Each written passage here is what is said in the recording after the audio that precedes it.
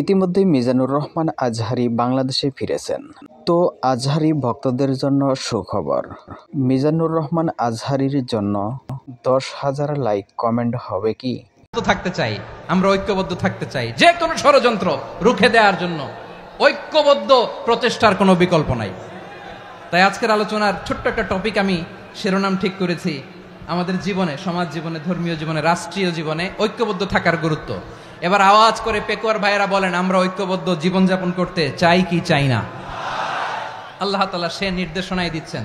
আল্লাহ তাআলা ইরশাদ করছেন, ওয়া'তাসিমু বিহাবলিল্লাহি জামিআন ওয়া লা তাফাররাকু ওয়াযকুরু নি'মাতাল্লাহি আলাইকুম إذ كنتم أعداء فألف بين قلوبكم فأصبحتم بنعمته إخوانا وكنتم على شفا حفرة من النار فأنقذكم منها كذلك يبين الله لكم آياته لعلكم تهتدون। الله أكبر পড়েন।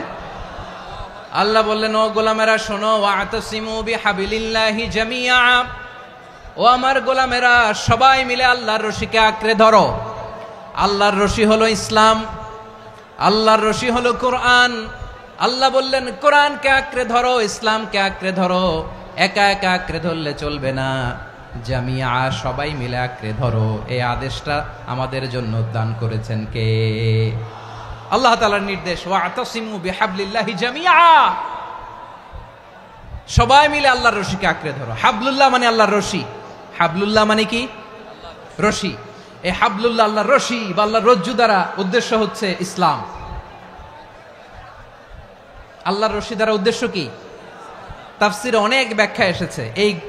এরকম পরিস্থিতিতে তাফসিরের সূক্ষ্ম সূক্ষ্ম বিষয়গুলো আমরা শোনাতে চাই, কিন্তু পরিবেশ হয়ে ওঠে না। আল্লাহর রজ্জু বা আল্লাহর রশি দ্বারা উদ্দেশ্য হচ্ছে ইসলাম। আল্লাহর রজ্জু বা আল্লাহর রশি দ্বারা উদ্দেশ্য হচ্ছে কোরআন। কারণ কোরআন আমাদেরকে ঐক্যবদ্ধ করে, ইসলাম আমাদেরকে ঐক্যবদ্ধ করে। চিল্লায় বলেন ঠিক কিনা?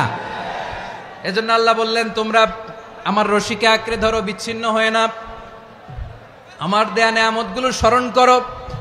যখন তোমরা ছিলে শত্রু, তোমাদের মধ্যে হৃদয়ে আমি আল্লাহ ভালোবাসা ঢেলে দিলাম, ফলে তোমরা সবাই ভাই ভাই হয়ে গেলে। তোমরা সবাই ছিলে জাহান্নামের কিনারায়, জ্বলন্ত অগ্নিকাণ্ডের পাশে। আমি আল্লাহ দয়া করে ঈমানের বদৌলতে তোমাদেরকে আগুন থেকে ফেরালাম। আমি আল্লাহ দয়া করে তোমাদেরকে জান্নাতের পথ দেখিয়ে দিলাম। সুবহানাল্লাহ পড়েন।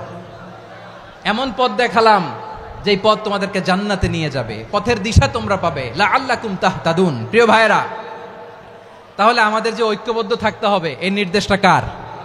নাকি মন মতো আমি বানায় বলতেছি? আওয়াজ করে বলুন, নির্দেশটা কার? আল্লাহর। তাহলে আমাদেরকে ঐক্যবদ্ধ জীবন যাপন করতে হবে। প্রিয় ভাইরা, ইসলাম আমাদেরকে ঐক্যবদ্ধ করে। ইসলাম আমাদেরকে কি করে? সংঘবদ্ধ করে, ঐক্যবদ্ধ করে। বিচ্ছিন্ন হওয়া যাবে না। বিরোধ, বিচ্ছিন্নতা, মতানৈক্য, এগুলো আমাদেরকে ধ্বংস করে, আমাদেরকে দুর্বল করে। আর আমাদের ঐক্যবদ্ধ প্রচেষ্টা আমাদেরকে বিজয়ের দিকে এক ধাপ এগিয়ে নেয়। চিল্লায় বলেন ঠিক কিনা? এজন্য আল্লাহ বললেন, ওয়া'তাসিমু বিহাবলিল্লাহি জামিআ, তোমরা আল্লাহর রশিকে আঁকড়ে ধরো, তোমরা ঐক্যবদ্ধ জীবন যাপন করো, তোমরা বিচ্ছিন্ন হইও না। বিচ্ছিন্ন হইলে লস, ঐক্যবদ্ধ হলে সেখানে কল্যাণ আছে না নাই? ঐক্যবদ্ধ হতে হবে আমাদেরকে। আদেশটা কার? একটু আওয়াজ করবেন। ঐক্যবদ্ধ জীবন যাপন করতে হবে, আদেশটা কার? আমাদের আগে যে সমস্ত জাতিগোষ্ঠী ধ্বংস হয়েছে, বিভেদের কারণে হয়েছে। বিশ্বনবী বলেন, বুখারীর বর্ণনা, ফাইন্নামা আহলাকাল্লাযীনা মিন ক্বাবলিকুম কাসরাতু মাসাইলিহিম ওয়া ইখতিলাফুহুম আলা আম্বিয়াইহিম। তোমাদের আগে ইহুদি নাসারারা যারা ধ্বংস হয়েছে, আমার গজবে উপনীত হয়েছে, দুইটা কারণ ছিল। নাম্বার 1, কাসরাতু মাসাইলিহিম, বেশি প্রশ্ন করত, প্রয়োজনে অপ্রয়োজনে নবীরে প্রশ্ন করে আটকাইতে চাইতো, এরকম ডাকাত ছিল তারা। 2 নাম্বার কারণ, ওয়া ইখতিলাফুহুম আলা আম্বিয়াইহিম, ইখতিলাফ করার কারণে, বিভেদের কারণে, পারস্পরিক বিরোধে জড়ানোর কারণে তারা ধ্বংস হয়েছে। এখন বলেন, আমরা কি আল্লাহর গজব চাই? আমরাও কি তাদের মতো ধ্বংস হতে চাই? এজন্য আল্লাহ তাআলা সূরা আল ইমরানের 105 নম্বর আয়াতে বললেন ওয়ালা তাকুনু কাল্লাযীনা তাফাররাকু ওয়াখতালাফু মিন বা'দি মা জাআহুমুল বাইয়িনাত ওয়া উলাইকা লাহুম আযাবুন আযীম। খবরদার, প্রমাণ পাওয়ার পরেও, দলিল নাজিল হওয়ার পরেও যারা বিরোধ করেছে, ইখতিলাফ করেছে, বিচ্ছিন্ন হয়েছে, খবরদার তোমরা তাদের মতো হয়ো না। যদি তাদের মতো হও তাহলে জেনে রাখো ওয়া উলাইকা লাহুম আযাবুন আযীম, তাদের জন্য আমি মর্মন্তুদ শাস্তি প্রস্তুত করে রেখেছি। যারা বিচ্ছিন্ন হয়েছে, বিরোধ করেছে, তারা কারা? ইহুদি নাসারারা। এই আয়াতের তাফসীরে কাল্লাযীনা তাফাররাকু ওয়াখতালাফু, যারা বিচ্ছিন্ন হয়েছে, বিরোধ করেছে, তারা কারা? মুফাসসিরিন ইকরাম বলেছেন তারা ইহুদি নাসারারা। আওয়াজ করে বলুন তো, তারা কারা? ইহুদি নাসারারা। বিষ্ণু ঈসা ইসলাম সুনানে আবু দাউদ এবং তিরমিজির হাদিসে বলেন ইফতারাকাতিল ইয়াহুদু আলা 71 ফিরকা, ইহুদিরা 71 দল হয়েছে। ইখতিলাফ করতে করতে কয় দল? সবাই বলে নাই, কয় দল? ওয়াফতারাকাতিন নাসারা আলা 72 ফিরকা, আর নাসারারা হয়েছে 72 দল। আওয়াজ করে বলুন তো, কয় দল? ওয়াসাতাফতারিকু হাযিহিল উম্মাহ বি73 ফিরকা। আর বিশ্বনবী আফসোস করে বলেন আমার উম্মত হবে 73 দল। ইহুদি 71 দল, নাসারা 72 দল, আর আমার উম্মত, বুঝে থাকলে আওয়াজ করে বলেন। বিশ্বনবী বলেছেন আমার উম্মত ভাগ হবে কয় দলে? কুল্লুহা ফিন্নার, সব জাহান্নামে যাবে, ইল্লা ওয়াহিদা, একটা দল ছাড়া। সাহাবারা বললেন মান হিয়া ইয়া রাসূলুল্লাহ, সেই নাজাত প্রাপ্ত জান্নাতি দল কোনটা? আপনি কি আমাদের বলবেন না? আপনি মেহেরবানি করে একটু বলে দেন তারা কারা।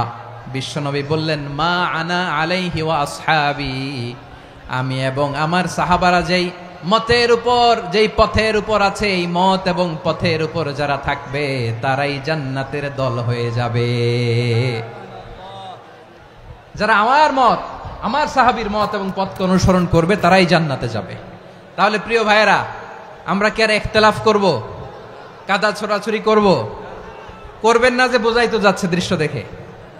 ধাক্কাধাক্কি যে আপনারা করবেন না। আপনাদের এই যে আমলনামা তো আমার কাছে আছে। পেকুয়ার ভাইয়েরা, এটা তো আমার ওয়ার্ম আপ প্রোগ্রাম। আমার বিভাগীয় প্রোগ্রাম হচ্ছে 8 বিভাগে 8টা। কয়টা? এটা কেন নিলাম? নেয়ামতুল্লাহ নিজামীর জ্বালা থেকে বাঁচার জন্য নিলাম।